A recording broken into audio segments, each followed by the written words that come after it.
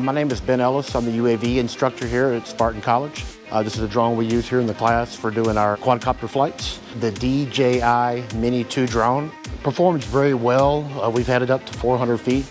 So it's showing us that we're in a warning zone. We're within 5 nautical miles of Tulsa International Airport.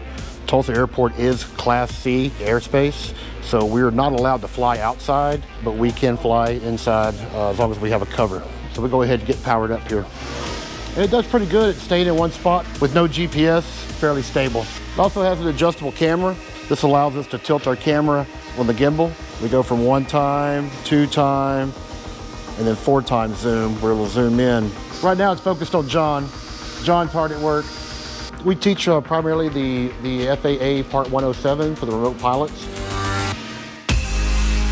We cover all of the METAR information, TAP information, weather information, operation, loading, and performance for the particular drones.